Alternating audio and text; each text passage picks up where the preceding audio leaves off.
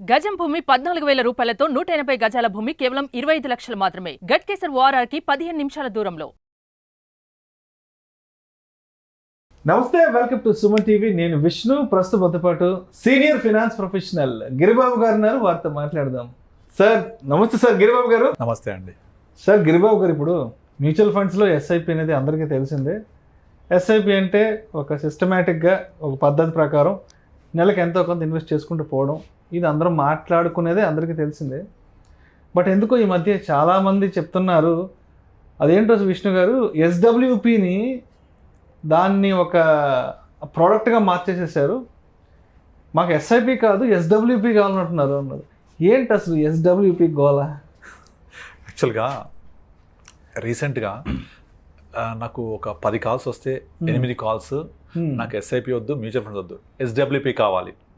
ఈ ఎస్డబ్ల్యూపీ కావాలి, నాకు అదేదో ఉందంట, ఎస్డబ్ల్యూపీ ఉంటుందంట కదా, డబ్బులు బాగా వస్తాయంట కదా, అదైతే బాగుంటుందంట కదా, ఇలా అడుగుతున్నారు. అసలు ఈ ఎస్డబ్ల్యూపీని ఒక ప్రోడక్ట్ చేసి పడేశారు. అందుకే మీకు ప్రత్యేకంగా చెప్పి దీని మీద ఒక వీడియో చేద్దాము కంపల్సరీ క్లియర్గా. అసలు ఎస్డబ్ల్యూపీ అంటే ఏంటి, అది ఎందుకు పుట్టింది, దాని నేపథ్యం ఏంటి, మీతో డిస్కస్ చేద్దాం అనుకున్నాను. అసలు ఈ ఎస్డబ్ల్యూపీ ఆవిర్భవించడానికి కారణం ఏంటి, దాని నేపథ్యం ఏంటి క్లియర్ ఎక్స్ప్లెయిన్ చేస్తాను.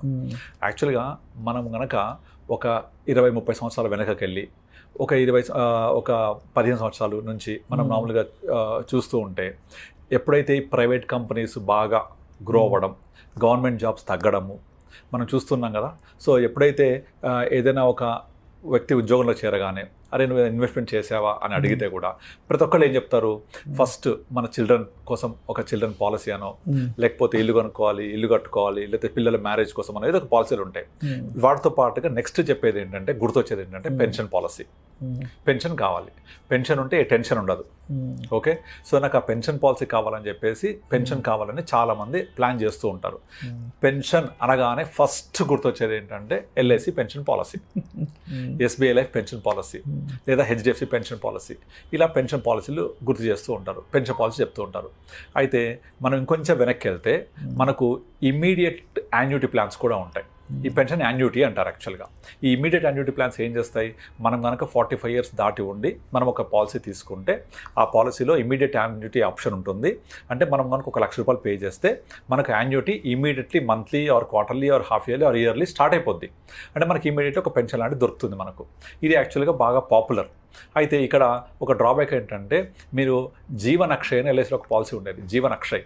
ఇది 1980s నుంచి కూడా ఉంది. ఎవరైతే జీవన్ అక్షయ్ పాలసీలో అప్పుడు 80sలో స్టార్ట్ చేశారో వాళ్ళకు ఇంట్రెస్ట్ రేట్ మోర్ దెన్ 12% ఉండేది. ఈ పాలసీ యొక్క ఫీచర్ ఏంటంటే, మీరు జీవన్ అక్షయ్ పాలసీలో ఇమీడియట్లీ పెన్షన్ దొరుకుతుంది, రేట్ ఆఫ్ పెన్షన్ రేట్ కూడా మనము ప్రివైలింగ్ రేట్ వస్తుంది. ఇది 80sలో తీసుకున్న వాళ్ళకు 12% ఉంటే ఈ రోజుకి 12% వస్తుంది. బాగుంది కదా. అంటే ఇన్ఫ్లేషన్ ఎంత పెరిగినప్పటికీ, వడ్డీ రేట్లు ఎంత తగ్గిపోయినప్పటికీ అప్పుడు తీసుకున్న వాళ్ళకు 12% వస్తుంది. దాని తర్వాత ఏం చేసింది, నెక్స్ట్ సిరీస్లో ఇట్లా సిరీస్లో వస్తూ ఉంటాయి ఎవ్రీ ఇయర్. ఆ వచ్చే సిరీస్ అన్ని ఇంట్రెస్ట్ రేట్స్ తగ్గుతూ వస్తున్నాయి. ఇప్పుడు ప్రజెంట్ కూడా జీవనక్షయ ఎల్ఐసి పాలసీ ఉంది. దీంట్లో మనకు వచ్చే రేట్ ఆఫ్ రిటర్న్ హార్డ్లీ 6.5%. అయితే ఇదంతా కూడా గత 2010-11 తర్వాత నుంచి ఏమైందంటే, నాకు పెన్షన్ పాలసీ కావాలి అంటే ఎంత వస్తుంది రిటైర్మెంట్ తర్వాత అని చూస్తే 6.5కి వచ్చేసాయి. మరి సరిపోద్దా 6.5% అంటే, నేను ఒక 1 కోటి రూపాయలు ఇన్వెస్ట్ చేస్తే నాకు 6.5 లక్షలు 6.5% అంటే సంవత్సరానికి నెలకి ఎంత అవుతుంది, హార్డ్లీ 50,000. సరిపోద్దా 50,000? ఇవాళ సరిపోవచ్చు, రేపటి పరిస్థితి ఏంటి 17,000, ఎందుకంటే మారదు కదా యాన్యుటీ రేటు, అంతే ఉంటుంది, సరిపోదు. కనుక నాకు ఈ పెన్షన్ పాలసీ ఇవాళ 6.5% ఓకే అయినప్పటికీ ఓ 10,000 నాకు సరిపోదు. కనుక వచ్చే రిటర్న్ ఫిక్స్ ఉండడం వల్ల నాకు ఇది సరిపోకపోవచ్చు. సెకండ్ డ్రాబ్యాక్ ఏంటి ఇందులో, సెకండ్ డ్రాబ్యాక్ ఏంటంటే, దీంట్లో యాన్యుటీస్ ట్యాక్సబుల్ ఆల్వేస్. ఫస్ట్ థింగ్ ఏంటి, నాకు అమౌంట్ సరిపోదు, రేపు పొద్దున ఎక్కువ కావాలి అంటే పాసిబుల్ అవ్వదు, because pension rate is fixed. రెండో డ్రాబ్యాక్ ట్యాక్సబుల్ ఉండేది. అయితే ఓకే, పెన్షన్ పాలసీస్ ఉన్నాయి కాబట్టి నాకు పెన్షన్ పాలసీ వద్దు, నేను వేరే దగ్గరికి ఇన్వెస్ట్ చేస్తా అని ప్లాన్ చేసేవాళ్ళు. అట్లా చూస్తే ఎండోమెంట్ పాలసీస్ ఉంటాయి, అక్కడ కూడా రేట్ ఆఫ్ ఇంట్రెస్ట్ ఫిక్స్డ్. ఇవన్నీ అయిపోయాయి. తర్వాత ఏమైపోయినాయి, 2015-16 తర్వాత డిమానిటైజేషన్ అయిపోయిన తర్వాత చాలా మ్యూచువల్ ఫండ్స్ ఏం చేశాయంటే డివిడెంట్ ఆప్షన్ స్టార్ట్ చేశాయి.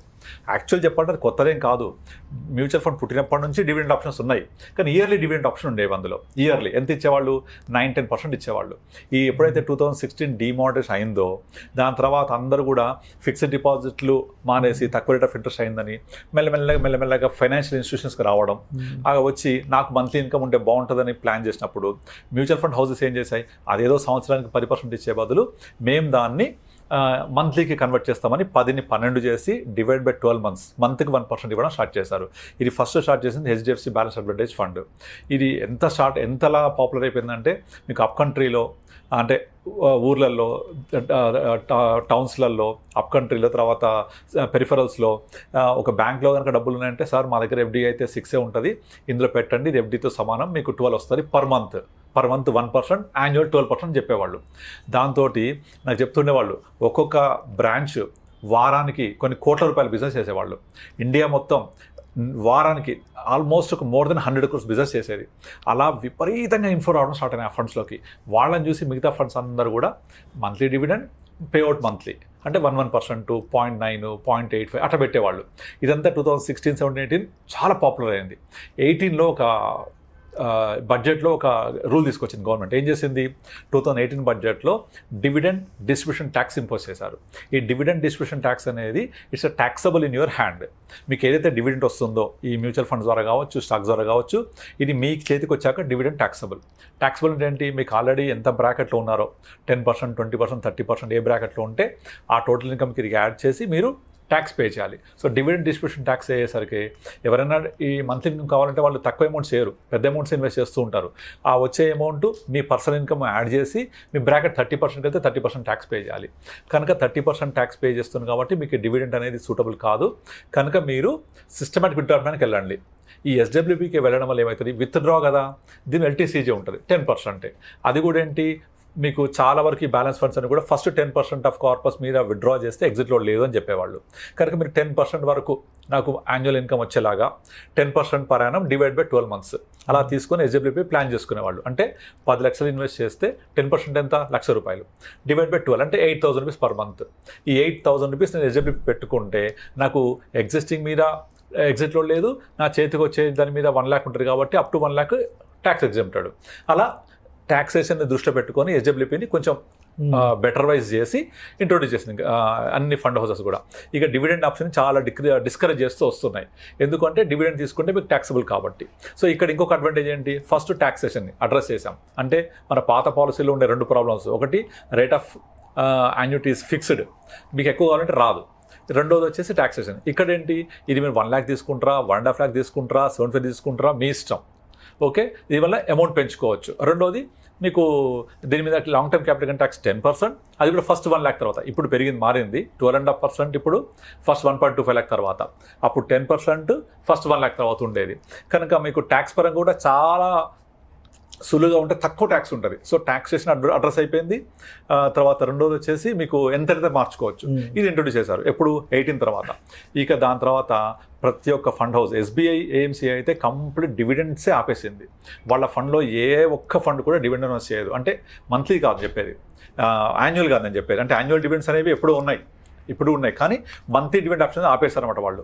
ఈవెన్ వాళ్ళ బ్యాలెన్స్ అడ్వాంటేజ్ ఫండ్లో కూడా మంత్లీ డివిడెంట్ ఉండదు. కంప్లీట్గా డివిడెంట్ అనే ఆప్షన్ని కంప్లీట్గా ఆపేసిన ఫస్ట్ ఫండ్ హౌస్ ఎస్బీఐ.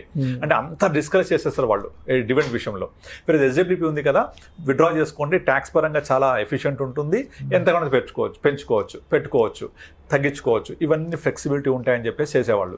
ఇప్పుడు ఏమైపోయింది, ఇక అందరికీ కూడా ఓకే ఎస్డబ్ల్యూపీ పెడితే నాకు ఇంత డబ్బులు వస్తాయి, ఎస్డబ్ల్యూపీ పెడితే ఇంత నేను చేసుకోవచ్చు అనేది తీసుకోవడమే మాట్లాడుతున్నారు తప్ప అందరూ ఫస్ట్ ఇన్వెస్ట్ చేయాలి, దాన్ని పెంచుకోవాలి, కార్పస్ పెరుగుతుంది, నేను ఎప్పుడైతే అవసరమైద్దో అప్పుడు తీసుకోవాలి, నా గోల్ కోసం ప్లాన్ చేసుకోవాలి, రిటైర్మెంట్ కార్పస్ లాగా చేసుకోవాలి, నాకు ఎవ్రీ మంత్లీ కావాలంటే చేసుకోవాలి అని చెప్పేసి ఇలాంటి థాట్ ప్రాసెసే మర్చిపోయారు. కేవలం ఎస్డబ్ల్యూపీ తీసుకుంటే డబ్బులు వస్తాయి దాన్ని హైలైట్ చేస్తూ యూట్యూబ్లలో అక్కడిక్కడ చేయడం వల్ల చాలామంది దీని సెకండ్ పోర్షన్ చూస్తున్నారు. నాకు డబ్బులు వస్తాయి, ఇంత మనీ వస్తుంది తప్ప ఏం చేయాలి, దీని ప్రాసెస్ ఏంటి, దీని యొక్క బ్యాక్గ్రౌండ్ ఏంటి, ఎందుకు ఇది ఉద్భవించింది, దీని యొక్క నేపథ్యం ఏంటి, ఎవరికి అవగాహన లేదు. ఇప్పుడు ఈవెన్ యూట్యూబ్లో కూడా రీసెంట్గా నాకు చాలా మంది అడిగారు, ఆ SWPలో ఎంత వస్తుంది అంటే ఒక ఆమె ఏం చేసిందంటే నాకు మెసేజ్ పెట్టింది, సార్ నేను పలానా యాప్లో వెతుకుతున్నాను, SWP ఎక్కడ కనబడట్లేదండి. ఫస్ట్ ఇన్వెస్ట్ చేయలేమా, ఫస్ట్ ఇన్వెస్ట్ చేయకుండా SWP చేద్దామని చూస్తున్నా అంటోంది. ఇన్వెస్ట్ చేశాక కదా SWP, ఇన్వెస్ట్మెంట్ వద్దు, SWP కావాలి, ఎక్కువ వస్తాయి అందులో. ఆప్షన్ ఎక్కడ ఉంది వెతుకుతుంది ఆమె, literally I show you the message also. ఆమె వెతుకుతుంది అనమాట, నేను SWP కోసం ఆప్షన్ వెతుకు దొరకట్లేదు, ఎక్కడ చేయాలి అది. ఫస్ట్ ఇన్వెస్ట్ చేయాలి కదా, ఇన్వెస్ట్ చేసి కదా దాన్ని కన్వర్ట్ చేసేది. విత్డ్రా చేసేప్పుడు మీకు మంత్లీ తీసుకోండి, క్రమానుగతంగా విత్డ్రా చేసుకునే ఒక విధానం అది. సిస్టమాటిక్ ఇన్వెస్ట్మెంట్ ప్లాన్ కి ఎగ్జాక్ట్లీ ఆపోజిట్ అది. Systematic investment plan, systematic withdrawal plan. మనం ఇన్వెస్ట్ చేస్తూ పోతాం, పెరుగుద్ది, అంశమైద్ది, సిస్టమాటిక్గా తీసుకుంటూ ఉండండి. మనం ఒక వీడియో చేసాం, గుర్తుందా, మీ నెల్లూరు ఫ్రెండ్కి ఒకటి చెప్పాము, 50 లక్షలు ఉంటే ఇల్లు కొనాలా, మ్యూచువల్ ఫండ్ పెట్టాలని. అతనికి ఏం చేసాము, బాబు 50 లక్షలు ఉంటే ఒకేసారి ఇల్లు కొనకు, మ్యూచువల్ ఫండ్ పెట్టుకొని 1 year గ్యాప్ ఇవ్వు, 1 year తర్వాత వచ్చే కార్పస్ నుంచి every month systematic withdrawal plan తీసుకొని నీ EMI కట్టుకొని చెప్పాం. అవునా? సో అది ఎంత బాగా వర్కౌట్ అయింది ఆయనకు. డబ్బులు ఆయన దగ్గర ఉన్నాయి 50 లక్షలు, ఇల్లు వచ్చింది, ఇల్లు లోన్లో తీసుకోవడం వల్ల EMI కట్టుకుంటూ పోయాడు, కార్పస్ ఇక్కడ ఉంది, ప్లస్ ఇల్లు కూడా తను ఎక్వైర్ చేసుకోగలిగాడు. రీసెంట్గా ఒక కేస్ స్టడీ చెప్తాను. యాక్చువల్గా మన దగ్గర ఒక అమ్మాయి వచ్చింది, వాళ్ళ బ్రదర్ వచ్చేసి నా క్లయింట్, ఆమె ఏజ్ 36 ఉంటుంది. అయితే వాళ్ళ husband at the age of 40 he passed away due to some accident. అయితే ఇన్సూరెన్స్ నుంచి 50 లక్షలు, తర్వాత వాళ్ళ ఫ్రెండ్స్ అంతా కొంచెం గ్యాదర్ చేసి ఒక 4-5 lakhs ఇచ్చారు ఆమెకు. మొత్తం 55 lakhs మాత్రమే ఆమె దగ్గర ఉన్నాయి. ఇంకా వేరే ఇన్కమ్ అంటూ ఏమీ లేదు ఆమె దగ్గర. వాళ్ళ హస్బెండ్ పేరెంట్స్ కూడా ఎవరు చూడట్లేదు ఇప్పుడు ఆమెని. సో ఈ 55 lakhs జీవితాంతం ఆమెకు యూజ్ అవ్వాలి. ప్లస్ 2 kids ఉన్నారు, వాళ్ళ ఎడ్యుకేషన్ నీడ్స్, మ్యారేజ్ నీడ్స్ అన్ని ఫుల్ఫిల్ అవ్వాలి. But total corpus available is 55 lakhs. ఇది ఎలా చేద్దామని దగ్గరికి వస్తే నేను ఒక మంచి సలహా ఇచ్చాను. నార్మల్గా అందరు SWP ప్లాన్ చేసే వాళ్ళు చేసే తప్పేంటంటే, ఈ 50 లక్షలు తీసుకెళ్ళి ఒక బ్యాలెన్స్ ఫండ్ లేకపోతే కన్జర్వేటివ్ హైబ్రిడ్ ఫండ్లో పెట్టేసి ఎవ్రీ మంత్ 6-7% తీసుకుంటూ ఉంటారు. అందరూ చేసే పని అది. బట్ అలా చేయకూడదు. నేనేం చేశానంటే, నాకు ఒక 1 year టైం ఇవ్వండి, ఈ 50 lakhs ఇన్వెస్ట్ చేద్దాం. ఈ 1 year పాటు మీరు బ్రతకడానికి మీకు కావాల్సిన డబ్బులు ఆల్రెడీ 55 lakhs ఉన్నారు కదా, ఒక 4-5 lakhs ఉంచుకోండి అకౌంట్లో. అది మీరు యూజ్ చేసుకుంటూ 1 year గడపండి. 1 year తర్వాత 50 lakhsలో ఒక 12% ఎంత అవుతుంది? 50 lakhs మీద ఎగ్జాక్ట్లీ 6 lakhs వస్తుంది. ఆ 6 lakhs నేను ఏం చేశానంటే 1 year తర్వాత ఎగ్జాక్ట్లీ కావాల్సిన 6 lakhsని వేరే ఫండ్స్ మూవ్ చేసాం. అంటే ఏంటవి? మన equity savings fund, conservative hybrid funds, balance advantage funds అని ఉంటాయి. Balance advantage fund BAF, conservative hybrid funds, equity savings. ఇందులో ఏంటంటే ఈక్విటీ పర్సెంట్ చాలా తక్కువ ఉంటుంది, like 10-20%, very very low fluctuation and regular మనకి ఇన్కమ్ ఇస్తాయి ఇవి. ఈ 6 lakhsలో నుంచి ఆమెకు కావాల్సిన 50 lakhsలో 1% ఎంత? 50,000. ఆ 50,000 తీసుకోవడానికి కావాల్సిన 6 lakhs పక్కన క్రియేట్ చేసి పెట్టాను. అందులోంచి ఎవ్రీ మంత్ 50 తీసుకుంటూ ఉంటుంది. తీసుకున్నా కూడా 6 lakhs ఇంకా పెరిగే ఉంటాయి కొద్దిగా, ఎందుకంటే మినిమం అవి 8-9% ఇస్తూ ఉంటాయి. మళ్ళీ 1 year తర్వాత నా 50 lakhs మళ్ళీ పెరిగింది కదా, ఇక్కడ ఇచ్చేస్తాను, మళ్ళీ మూవ్ చేసి తీసుకుంటుంటాం. అయితే ఈ మధ్యలో ఏమైపోయింది, లాస్ట్ 1.5 yearలో మార్కెట్ బాగా పెరిగింది కదా, instead of 12% this has generated more than 20%. ఎందుకు అంటే నా రెగ్యులర్గా ఏదైతే ఫండ్స్ జనరల్గా అడ్వైస్ చేస్తుంటానో, large cap, large mid cap, small cap, mid cap, కొంచెం సెక్టోరల్ ఎక్స్పోజరు, ఇవన్నీ ప్రాపర్గా బ్యాలెన్స్ చేయడం వల్ల దీని రిజల్ట్ ఎక్కువ ఉంటుంది, రిటర్న్స్ ఎక్కువ ఉంటాయి. దాన్ని తీసుకొని ఎవ్రీ ఇయర్ మనం ఇలా ఒక కార్పస్ క్రియేట్ చేసుకొని ఆ కార్పస్ నుంచి విత్డ్రా చేసుకుంటూ పోవాలి. ఇలా చేయడం వల్ల మన బేస్ ఫండ్ ఏమో బాగా పెరుగుద్ది, ఇక్కడ నుంచి మనకు కావాల్సిన మంత్ ఇన్కమ్ ఇక్కడ నుంచి వస్తూ ఉంటుంది. అంటే 2 బైఫర్కేట్ చేయడం వల్ల. యాక్చువల్గా చేసేది ఏంటంటే, అందరూ ఈ పని చేయకుండా చాలామంది అడ్వైజర్స్ కానీ ఇన్వెస్టర్స్ కానీ తీసుకెళ్లి బ్యాలెన్స్ అడ్వాంటేజ్ ఫండ్ పెట్టేసుకొని నేను ఎవ్రీ మంత్ తీసుకుంటూ పోతా అని చెప్తారు. అలా తీసుకుంటూ పోతే ఈ ఫండ్ కొంచెం కన్జర్వేటివ్గా పర్ఫామ్ చేస్తుంది. గతంలో చేసిందే, ఇప్పుడు అంత కష్టం రావడం ముందు కనుక మీకు పర్ఫార్మెన్స్ ఆఫ్ ది ఫండ్ అనేది ఎక్కువ అగ్రెసివ్ ఉండదు, రిటర్న్స్ తక్కువ ఉంటాయి, గ్రోత్ తక్కువ ఉంటుంది. అలా కాకుండా మీరు డివైడ్ చేసేయండి. ఒక్క 1 year టైం తీసుకొని ఒక 12% వచ్చాక దాన్ని సపరేట్గా ఫండ్స్ మూవ్ చేసుకోవాలి. నేను చెప్పినట్టుగా ఈక్విటీ సేవింగ్స్, కన్జర్వేటివ్ హైబ్రిడ్, BAFలోకి మూవ్ చేసుకొని విత్డ్రా ప్లాన్ చేసుకోవాలి. ఇది 1 year తర్వాత చేయాలి, ఫస్ట్ 1 year తర్వాత. ఇక ఎవ్రీ ఇయర్ ఈ ప్రాసెస్ చేస్తున్నారు, ఇయర్లీ వన్స్ చేయాలి. ప్రాసెస్ చేస్తే మీ బేస్ ఫండ్ ఏమో అగ్రెసివ్ పర్ఫామ్ చేస్తుంది, ఇక్కడ మంత్లీ రావచ్చు, మంచిగా వస్తూ ఉంటాయి. ఇప్పుడు క్వశ్చన్ రావచ్చు, మరి 1 year ఎప్పుడైనా మనం 12% ఇవ్వకపోతే అని పాసిబిలిటీ ఉంటుంది. అప్పుడు 12% రాకపోతే కొంచెం మనం కార్పస్ నుంచి తీసుకోవాల్సి వస్తుంది. బట్ ఎవ్రీ ఇయర్ మినిమం యావరేజ్గా 12-15% ఇస్తూ ఉంటుంది. ఏ సంవత్సరమైనా రాకపోతే కూడా మనం కొంచెం కార్పొరేషన్ తీసుకోవాల్సి వస్తుంది, తీసుకుందాం. కానీ ఆ 3-4 yearsలో ఎప్పుడోసారి బాగా జంప్ కొడుతుంది మార్కెట్, అప్పుడు మేకప్ అయిపోతుంది. అంటే rather putting in normal regular బ్యాఫ్లో పెట్టి తీసుకునే దానికంటే ఇలా చేయడం వల్ల మీకు రిటర్న్స్ ఎక్కువ ఉంటాయి, కార్పస్ ఎక్కువ జనరేట్ అవుతుంది, గ్యారంటీగా మంత్లీ ఇన్కమ్ వస్తుంది అండ్ లోస్ టాక్సేషన్ కూడా. సో ఇన్ని బెనిఫిట్స్ ఉంటాయి ఇందులో. ఇవన్నీ అర్థం చేసుకోకుండా నాకు ఎస్డబ్ల్యూపీ కావాలి, ఎస్డబ్ల్యూపీ మాత్రమే కావాలి, మ్యూచువల్ ఫండ్స్ రిస్క్ నాకు వద్దు అనే రేంజ్కి వెళ్ళిపోయింది. సో అందుకే అలా కాకుండా ఇది ఒక క్రమానుగతంగా విత్డ్రా చేసుకునే ఒక విధానం మాత్రమే. దానికంటే ముందు ఇన్వెస్ట్ చేయాలి. ఫస్ట్ మనం ఇన్వెస్ట్ చేసి ప్రాపర్గా ప్లాన్ చేసుకొని తీసుకుంటూ ఉండాలి. అంటే ఒక ఎస్డబ్ల్యూపీ గురించే కాదు, మ్యూచువల్ ఫండ్ ఇన్వెస్ట్మెంట్ ని కూడా ఒక స్పెక్యులేషన్ చేసేసారు. అంటే ఎగ్జాక్ట్లీ మార్కెట్ ఆల్ టైమ్ హైకి వెళ్ళిపోయింది, డబ్బులు రిడెంప్షన్ కొట్టాలి, మళ్ళీ పడగానే మార్కెట్ పడంగానే మళ్ళీ పెట్టాలి, ఇక్కడ ఇన్వెస్ట్మెంట్ చేయాలా ఏంటి అంటే ఎందుకు ఇలాంటి పర్సెప్షన్ స్టార్ట్ అవుతుంది అంటారు? ఎందుకు దీన్ని కూడా ఒక ఈక్విటీ కైండ్ ఆఫ్ దీంట్లో తీసుకొచ్చేసారు? గ్రీడ్ పెరిగిపోవడం. యాక్చువల్గా ఎప్పుడు కూడా స్టాక్ మార్కెట్కి ఒక పొటెన్షియల్ ఉంటుంది, ఎంత అంటే 12-15% రిటర్న్ ఇవ్వడం. కానీ లాస్ట్ 4 yearsలో స్టాక్ మార్కెట్ ఎప్పుడు చూడనంతగా విపరీతం రిటర్న్స్ ఇచ్చింది. అంటే 2025 ఏప్రిల్లో మనం 25,000 సెన్సెక్స్ అనుకుంటే ఇవాళ 82,000 సెన్సెక్స్ ఉంది కదా. అంటే 4 yearsలో 2020 ఏప్రిల్ టు 21, 22, 20, 24 అంటే 4.5 yearsలో 3 times పెరిగింది. జరుగుద్దా నార్మల్గా ఇట్లా? ఎప్పుడు జరగదు కదా. ఇది సెకండ్ టైం జరగడం. యాక్చువల్గా 2005, 6, 2007 ఈ 3 yearsలో Sensex has moved from 6,000 to 21,000 అంటే ఆల్మోస్ట్ 3.5 times పెరిగింది. కానీ 2008 జనవరిలో ఏమైంది? మొత్తం వరల్డ్ వైడ్ రిసెషన్ వచ్చి మొత్తం ఎక్కడి నుంచి అయితే ప్రారంభమైంది మార్కెట్ 6,000 మళ్ళీ 21,000 నుంచి అదే 7,000 పడిపోయింది. అది కరెక్ట్గా అప్పుడు జరిగింది కదా. అంటే 2006 to 2005, 6, 7 3 years పెరిగిందంతా 9 monthsలో మొత్తం వెనక్కి వచ్చేసింది. వచ్చి మళ్ళీ 20,000 రావడానికి 5 years పట్టింది. కానీ ఈసారి అలా కాదు. 2020 ఏప్రిల్లో 25,000 నుంచి స్టార్ట్ అయ్యి ఇవాళ 80,000 చూస్తున్నాం. కానీ మార్కెట్ ఎప్పుడు పడుద్ది, మళ్ళీ ఎంత పడుద్ది, మళ్ళీ రికవరీ ఎట్లయితుంది అనేదానికి ఆన్సర్ లేదు. కాకపోతే అప్పటికి ఇప్పటికి డిఫరెన్స్ ఏంటంటే అప్పటి మార్కెట్ని కంప్లీట్గా ఎఫ్ఐఐస్ ముందు నడిపించారు.